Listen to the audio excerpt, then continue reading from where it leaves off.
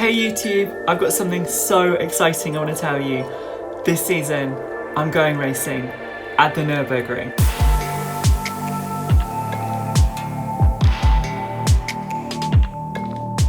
Now, it's a dream come true to be racing at this legendary circuit, but one of the really unique challenges is just the length of the course. So to give you an idea, a typical race circuit is anything from 5 to 6 kilometers. The VLN Championship combines the Nürburgring GP track and the Nordschleife. So these two together make a course that is just under 25 kilometers long. So that's a lot to learn and get your head around. And so I want to show you through the process that I've been using to learn it, which obviously involves my sim, which I've just upgraded. So I'm going to tell you a little bit about the memory techniques as well and how I break it all down into something that I can digest. So come into my spare room and let's go take you around for a bit of a tour.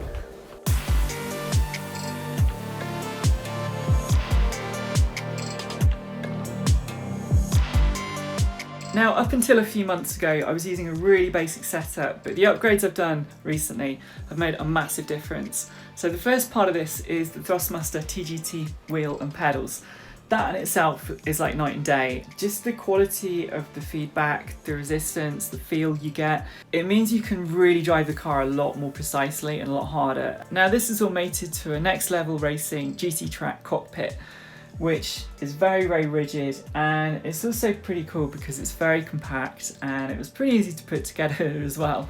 If you're interested in purchasing a cockpit setup like mine or any other Next Level Racing products, do go check out nextlevelracing.com. The two combined have just meant that I'm really enjoying sim racing a lot more anyway, because I use this as a training tool, but also it's important to me to enjoy the time that I'm spending on here. So I've got a lot more into online racing. Now, I'm running a couple of different wheels for this. The one wheel that I've been using for the Nürburgring is the Sparco wheel that came from Thrustmaster. And I'm using that as well because I tend to use it with my gloves, and it's Alcantara, so it's the same kind of feel as the wheel in the car that I'm driving. Yeah, it kind of makes sense to me. Now, this is the course that I'm having to learn. As you can see, there's a lot to it. There's a lot of different corners.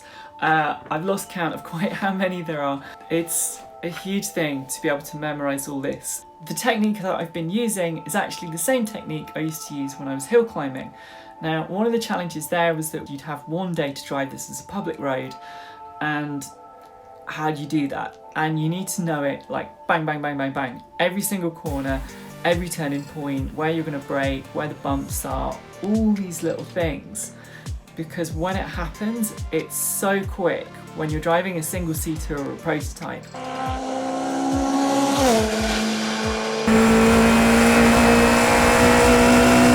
If you lose your rhythm, you forget what corner's coming next, you either have to back off and you lose a lot of time, or you can risk having a big crash. I used to basically print off the map of the course that I'd make from Google Maps, and then I'd watch onboard video before I got to the race, so I got a good idea of where everything goes. So one point to make here is that none of the corners have names because it's just a bit of public road.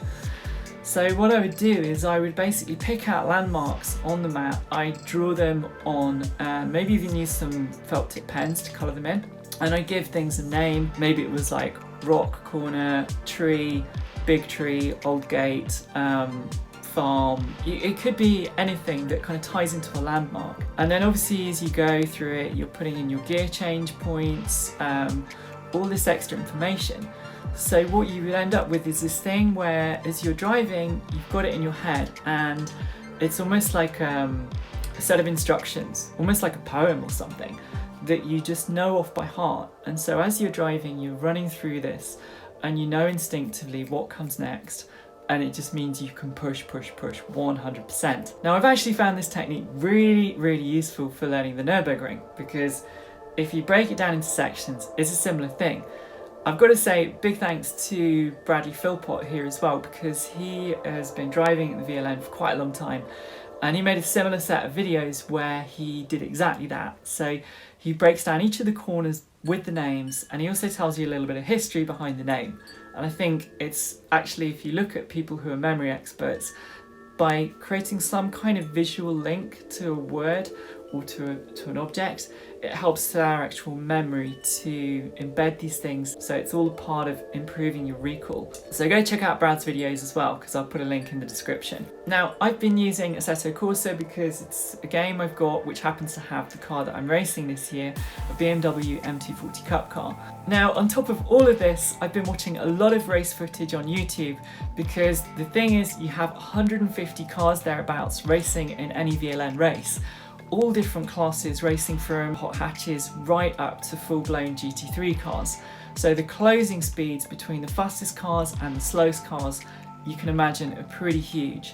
So you're going to spend a lot of time being overtaken while you're trying to overtake other cars. So I've also been doing some online racing and just trying to get used to traffic on the rig, different kind of corners, different circumstances, where is a good place to overtake, where isn't a good place to overtake.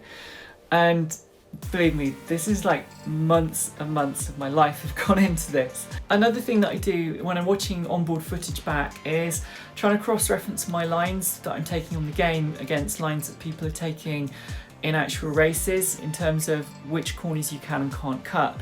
Now, the curbs on the Nordschleife, most of them are really, really high and you can't cut them. So there are some that you can and some that you can't, so that I know, for example, the exit of Ice Curve, you can run the curb. It's trying to learn things and apply them to what I'm doing in the game driving here, so that when I drive on the track for real, hopefully those things are all going to be instinctive. I hope that gives you a good idea of the challenge facing me this year, guys. I'm really excited. I hope you can all follow my journey. Please comment in the box, please share my videos, please subscribe, and I look forward to seeing you again next Wednesday at 8 AM. Bye bye.